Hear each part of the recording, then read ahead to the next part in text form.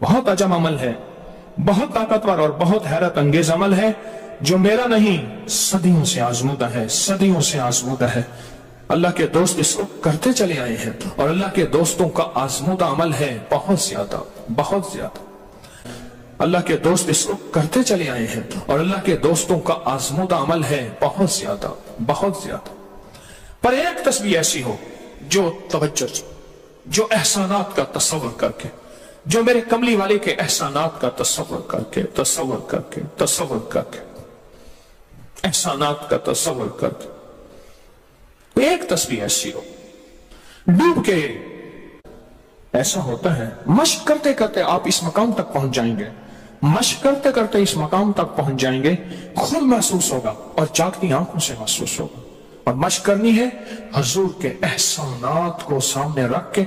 एक तस्वीर का दुरूद पाक पढ़ लिया करें जिंदगी में, रोज एक, चाहे जिंदगी यानी दिन में किसी वक्त भी सुबह शाम पढ़ने बेहतर है, वरना एक तस्वीर ऐसी जिसमें हुजूर के एहसानात हो कि या रसूल अल्लाह आपकी बरकत से आज मेरी पेशानी सजदों में है, या रसूल अल्लाह आपकी बरकत से आज मैं आपसे मांगने वाला, आपके रब से मांगने वाला हूं और उसके गैर से मांगने वाला नहीं हूं।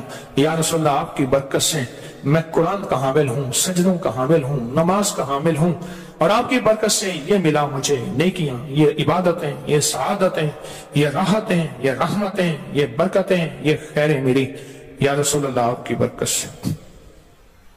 एक तस्वीर ऐसी हो जिसमें मेरे आका के एहसानात का सख्त तरीन तसव्वुर हो, सख्त तरीन ख्याल हो और सख्त तरीन इस्तेहसार। एक तस्वीर ऐसी हो।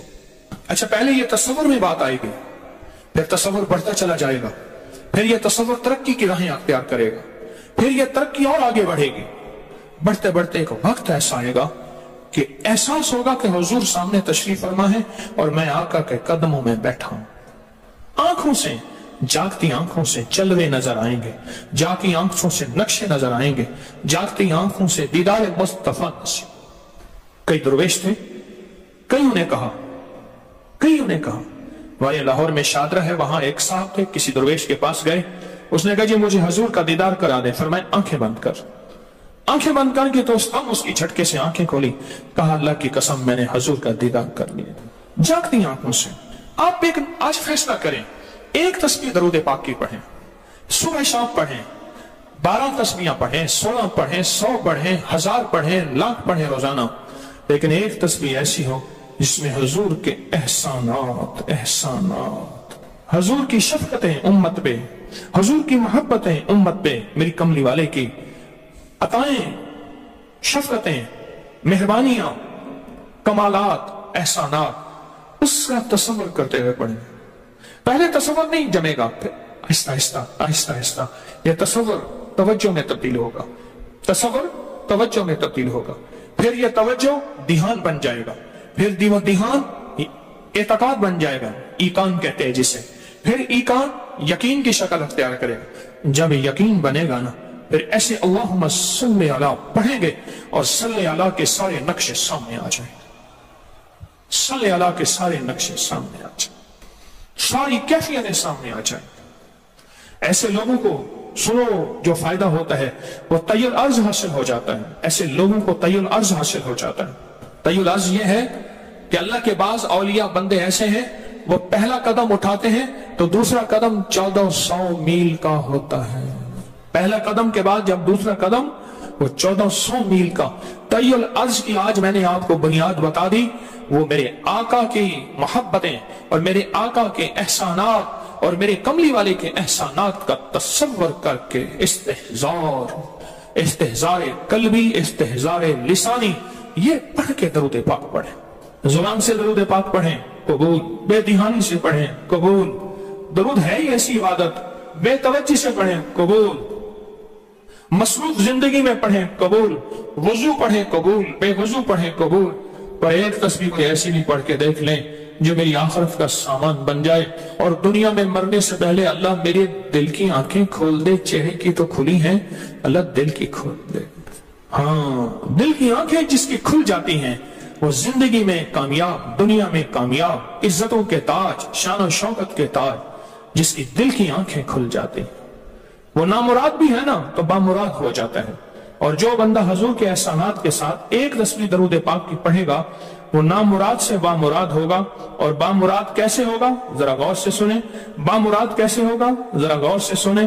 بامراد ایسے ہوگا کہ اللہ پاک اگر اس کی پیشانی پہ بدبختی، شقاوت، ذلت، لعنت لکھی ہے، اللہ درود پاک استحضار سے پڑھنے کی برکت سے اس کی پیشانی پہ رحمت، عطا اور شفقت، مہربانی، محبت اور کرم لکھ دیتا ہے۔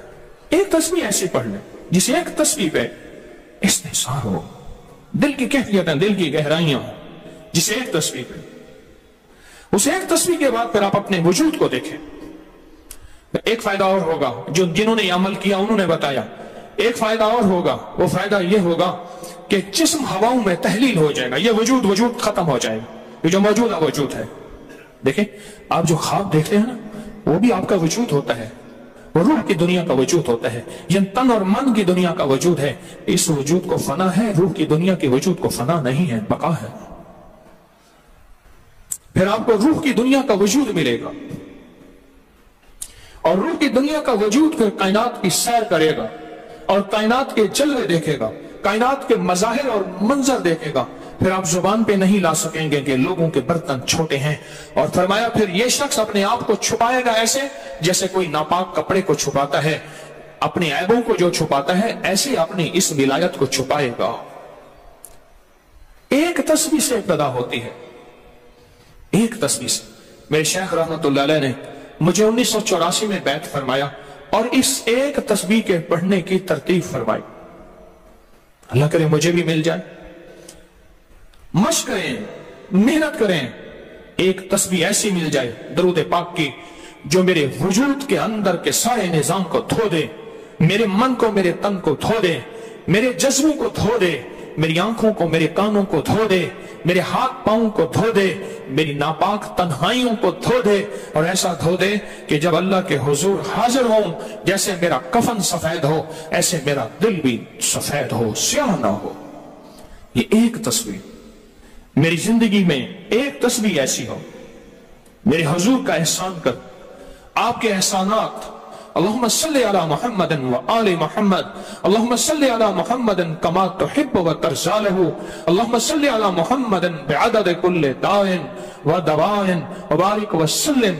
کوئی بھی درود، مسنون درود ہے، اسے پڑھیں، ایک تسبیح پڑھیں، پر پڑھیں ایسے۔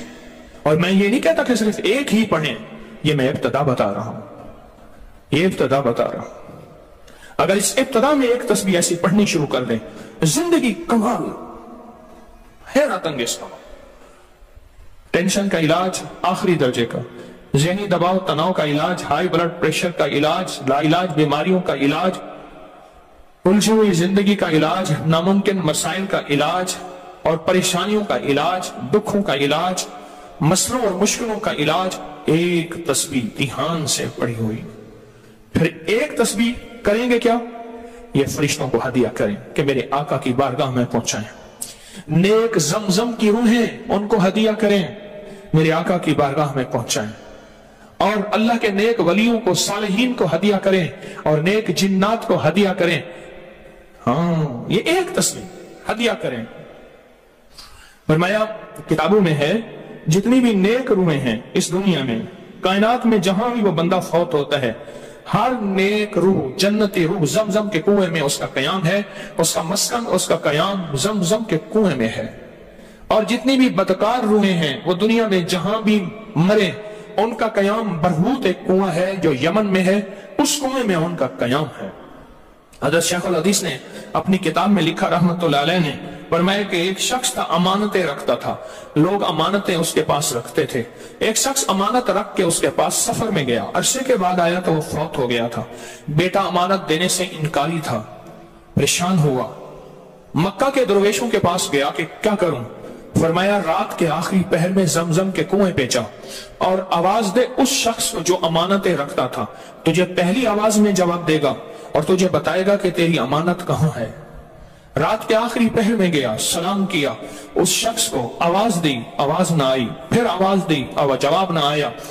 پھر 3 بار آخر واپس آیا، صبح درویشوں کے پاس پھر گیا، کہنے لگے انا للہ و انا الیہ راجعون، لگتا ایسے ہے کہ وہ زمزم کے کنویں کی روح نہیں ہے، لگتا ہے کسی خطا کی وجہ سے کسی پکڑ میں ہے، جاؤ یمن میں برہوت کے کنویں پہ، وہاں جا کے آواز دو۔ وہ پھر سفر کرتے ہوئے برہوت کے کنویں میں گیا، رات کے آخری پہر میں آواز دی تو پہلی آواز میں جواب ملا، تیری امانت موجود ہے اور وہ تیری امانت فلاں جگہ پڑی ہے، اس کو کھود کے نکال لے۔ اور پوچھا آپ یہاں کیسے؟ کہا کہ بس کوئی عمل ایسا ہو گیا تھا جس عمل کی وجہ سے میں اس وقت بدکار روحوں کے ساتھ ہوں۔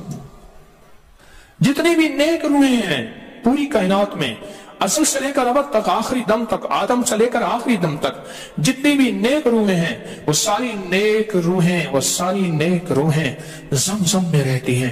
جو درود پاک پڑھیں، جو نفلی عبادات پڑھیں، جو تسبیحات پڑھیں، جو ذکر کریں، جو ہدیہ صدقہ کریں، وہ کیا کریں؟ سارے فرشتوں کو پہلے ہدیہ کر دیں، فرشتوں کو ہدیہ کر دیں۔ ان میں وہ فرشتے بھی موجود ہوں گے جو میرے حضور کے روزے پہ جائیں گے۔ صبح فجر کے بعد فرشتے جاتے ہیں، فرشتے فجر سے لے کر عصر تک فرشتے درود و سلام میرے حضور کے روزے پہ پڑھتے ہیں، پھر ڈفٹیاں تبدیل ہوتی ہیں، پھر عصر سے لے کر فجر تک اور فرشتے آتے ہیں، اور یہاں تک روایات میں آتا ہے کہ جو آج فرشتوں کی ذمہ داری لگی ہے، خدمت لگی ہے، پھر وہ قیامت تک ان کی خدمت پھر نہیں آئے گی اور وہ پچھتاتے رہیں گے۔ اتنے فرشتے اللہ نے بنائے ہیں۔ جو بھی درود پاک پڑھیں اور اس کے علاوہ عبادات جتنی بھی کریں، وہ ساری عبادات فرشتوں کو ہدیہ کریں، وہ ساری عبادات نیک روحوں کو ہدیہ کریں جو زمزم کے کنویں میں رہتی ہیں، اور ساری عبادات فرشتوں کو، روحوں کو اور جنات کو ہدیہ کریں، اور ان سے کہیں کہ اللہ سے دعا کریں اللہ میرے یہ کام بنا دے۔ پھر کام بنتے دیکھیں، پھر مسائل حل ہوتے دیکھیں، پھر ناکامیاں ختم ہوتے دیکھیں، پھر حالات کو انشاءاللہ سنورتا دیکھیں، سنورتا دیکھیں، سنورتا دیکھیں۔ بہت میں نے طاقتور وظیفہ، بہت طاقتور عمل اور بہت طاقتور ایک کنجی اور ایک راز دے دیا۔